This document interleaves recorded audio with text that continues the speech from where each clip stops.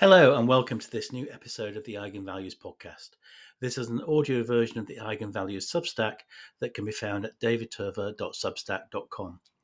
This time we look at the alleged rapid deployment of renewables and find that lapsed planning permissions and terminated CfDs means that renewables are anything but quick to deploy. If you enjoy this podcast, please like, share and subscribe to receive more content. One argument that Greens such as Caroline Lucas use against nuclear power is that it is painfully slow, implying that renewables are quick to deploy. Think tanks like Ember are forever talking about fast deployment of renewables. But is it really true that wind and solar are quick to deliver? I've done some digging into the government's renewable energy planning database and looked at what's happened to the projects awarded contracts for difference under the various allocation rounds to find out. The planning database contains a list of thousands of renewables projects dating back decades. We might expect there to be a delay between granting planning permission and construction start. Therefore, for the purpose of this analysis, only those projects granted permission between 2008 and 2020 have been analysed, selecting those that are not under construction and not operational. The results are shown in Figure 1.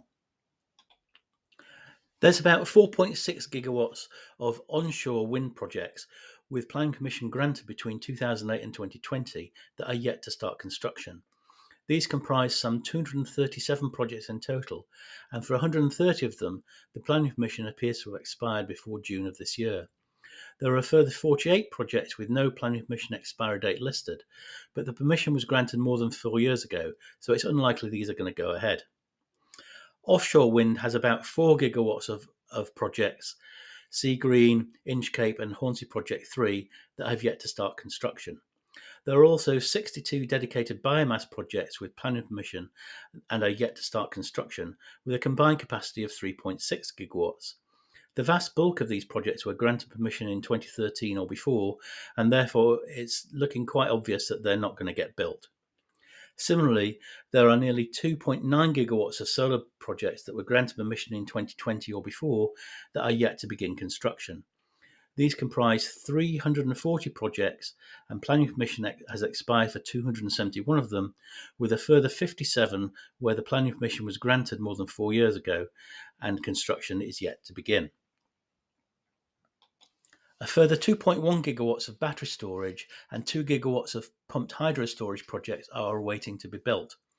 Advanced conversion technologies appear to have died a death because all but one of the ACT projects granted a CfD have been terminated, and the one remaining ACT project doesn't appear to have generated anything.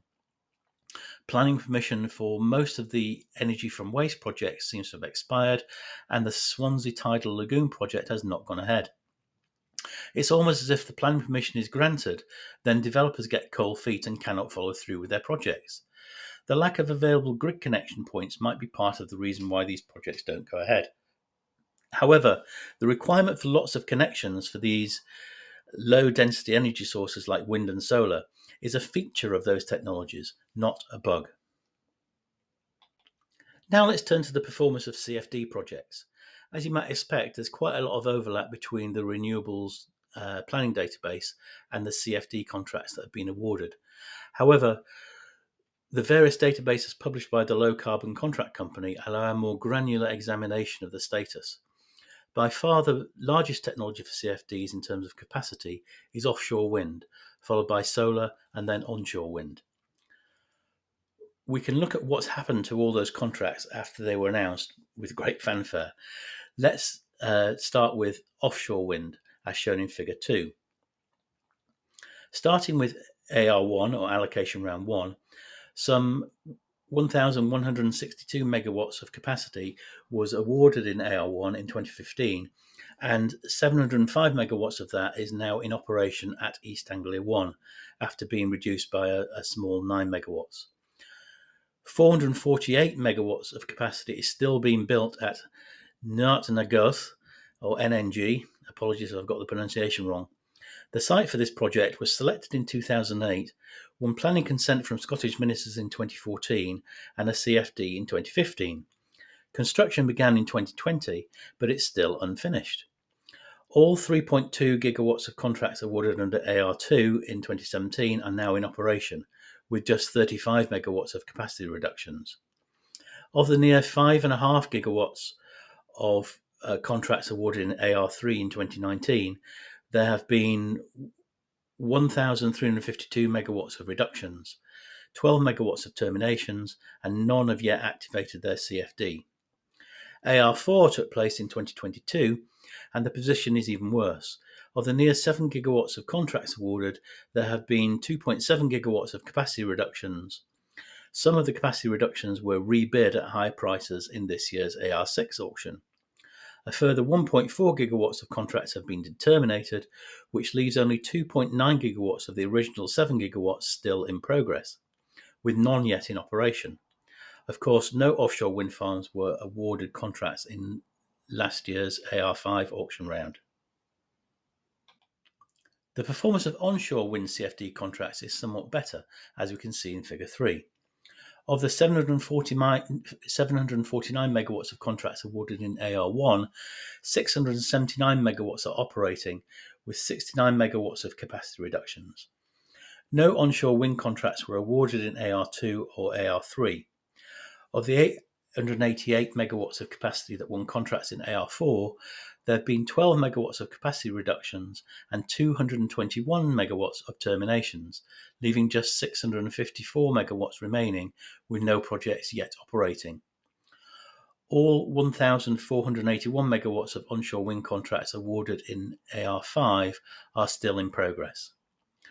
We should note also, though, that about 1,093 megawatts of capacity has been awarded contracts under the category of remote island wind, which is like a special category of onshore wind, from AR3 onwards. Of these, 120 megawatts has been terminated. The CfD database shows that none of these projects are yet in operation, although it has been reported that the first 220 megawatts of the Viking wind farm is now producing. The rest, some dating back to AR3 in 2019, are still in progress. Turning now to solar power CfD performance, a total of 4,209 megawatts of solar power plants have won CfD contracts since AR1, covering some 127 projects.